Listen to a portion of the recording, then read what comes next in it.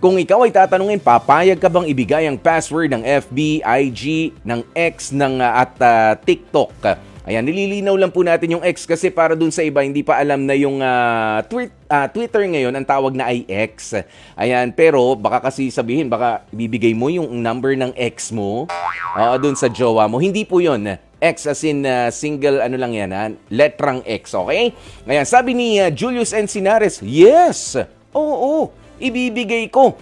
If that is to prove my honesty, then why not? Kaya marami ang naghihiwalay dahil sa mga may natatagong lihim sa social media ni cellphone ayaw ipahawak. So transparency at showing ng pagtitiwala ay is the way. Yan pa rin yung best way to keep our relationship stronger. Yan po ang opinion ni Julius Encinares. Papayag siya. Sabi naman ni Ninang Jean Sheila, sabi niya, no, hindi. If you need to do that to validate your relationship, then you have serious trust issues.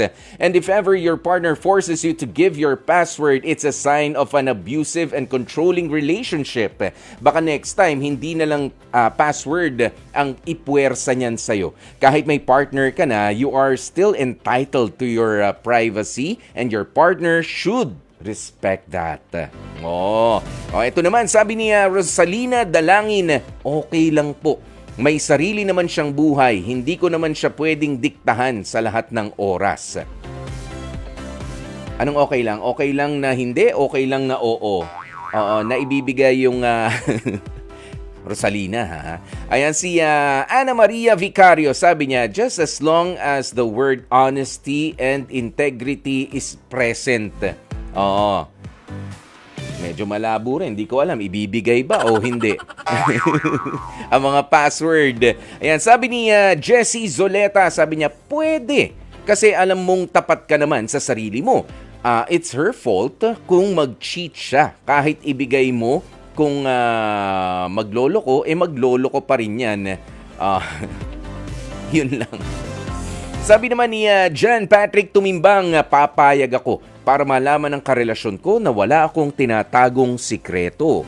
Si Aleni Hunco, sabi niya sa akin, hindi. Noon pa man, may kanya-kanya na kaming mga personal na social media accounts At hindi naman po ako mabusisi. Malaking bagay na po yung tiwala sa isa't isa.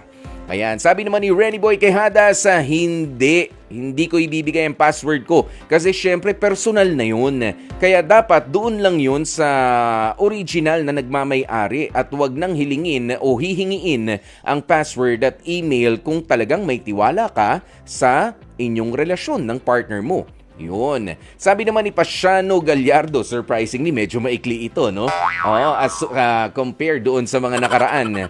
Kaya sabi niya, kung ako ang tatanungin, hindi ko ibibigay ang password ng aking social media sa kahit sino, kahit pa nga sa karelasyon ko. Ang password ng aking social media ay pribadong impormasyon na dapat lamang ako ang nakakaalam. Ang pagbibigay ng password ay maaari magdulot ng mga panganib tulad ng pagkakompormiso ng aking mga personal na impormasyon at posibleng maabuso ang aking account. Mas mainam na panatilihing ligtas at pribado ang aking social media account. Ayan, at syempre sabi naman ni Ken Bayona, depende sa sitwasyon, Kuya Puy. Kapag ka na makakalimutin ka sa password gaya ng misis ko, ibinibigay niya sa akin yun para i-note Ayan, pero para sa akin hindi na kailangan kasi hindi naman basihan ng tiwala ang pagbibigay ng password o paghingi ng password. Kapag gustong magloko, magloloko talaga yan. At kapag hindi, ay hindi naman din talaga magloloko. Ay Ken, parehas kami ni ni misis mo, makakalimutin sa mga password.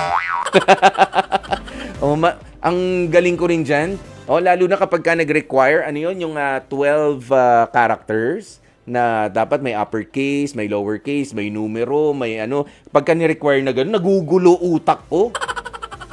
Parang simple lang naman. Walang problema sa akin yung paggawa. Ang problema sa akin, yung pagmemorya.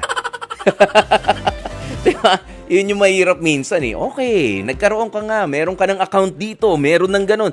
Sige nga, buksan mo nga ulit pagkatapos mong i-log out. forget password. Ang galing. Forgot password. Tapos sa matindi pa, doon sa mga security questions, di ba may ganon? Para ibigay sa iyo yung hindi ko rin matandaan. Hindi ko rin matandaan yung mga pinagpipipindot ko. Kaya mahalaga yun iti-take note ninyo, lalo na kung bago yung mga password, bago yung mga accounts. Opo, lalo na kapag kain sa bangko, sa mga importanteng mga account, mga password. O isulat nyo sa maliit na papel, tapos dapat maalala nyo rin kung saan nyo ilalagay yung papel na yun. Para may babalikan kayo. Ino-note nyo lang rin doon. Okay? Sabi ni Janice Dagami, yes, ibibigay ko. Para sa akin, okay lang naman na ibigay sa partner mo bilang assurance niya or security rin. Kung wala ka namang itinatago sa kanya, bakit hindi mo ibigay, di ba? Saka hindi naman porke hiningi niya sa'yo, wala na siyang tiwala sa'yo. Hindi naman sa lahat ng oras ay titignan niya yung account mo. So, there's no problem giving your password ng social media sa partner mo. Ayan, sabi naman ni Gaspar Baltasar, malaking hindi. Ano ko, baliw?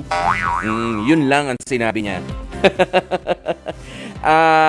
Kathy Mangkognahan, sabi niya, yes, ibibigay ko. Diyan makikita kung gaano ka ka-loyal at wala kang tinatagong sikreto sa isa't isa. Maganda ho na napag-usapan natin ito, no, mga kapatid. Dahil, eto, hindi naman sa binibigyan ko ng proteksyon. Kayong mga ayaw talaga at kahit pilipitin pa ang kamay, diba, ay hindi mo makukuha yung password ko, maghiwalay na lang tayo.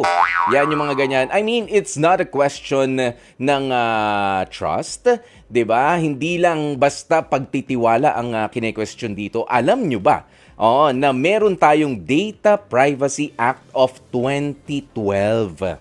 Hindi lang po recent ito Nung 2012 pa ay meron ng, ito yung RA 10173. Ayan, kung saan ay kahit pala yung partner mismo, kahit yung partner, yung asawa, boyfriend o girlfriend, kapag ka pinilit ka na kunin yung mga password sa social media accounts mo, ay hindi ho basta pwedeng i-require yun. Okay? Hindi nyo na pwedeng i-require na dahil girlfriend na kita o dahil asawa na kita, ay ibigay mo sa akin ang password ng social accounts mo. Ngayon, ilan po sa mga sinasaad dito, no, sa Data Privacy Act of 2012 ay yung baka nga humaabuso yung paggamit ng mga personal information o baka magkamali, 'di ba? At meron ng mga diyan, para ma-ensure yung security ng personal information ng tao. Kasi kung titingnan ho natin, ang karaniwan sa mga sinasagot natin kanina,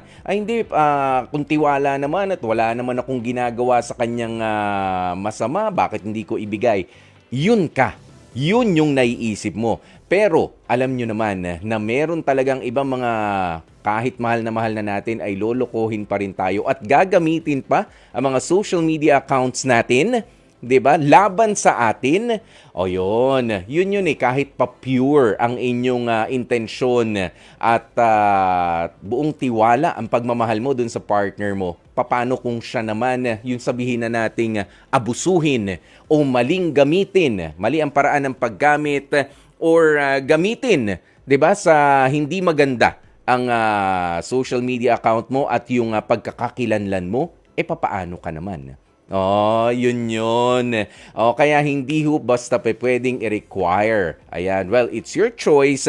Ayan, pero bilang proteksyon ninyo at bilang maipangatwiran na lamang din, na meron hong Data Privacy Act of 2012 o yung RA 10173, yan na importanteng malaman ninyo. Hindi nga ikaw ang magloloko. Paano kung gagamitin ka naman ng asawa mo o ng girlfriend mo o ng boyfriend mo para makapanloko ng ibang tao.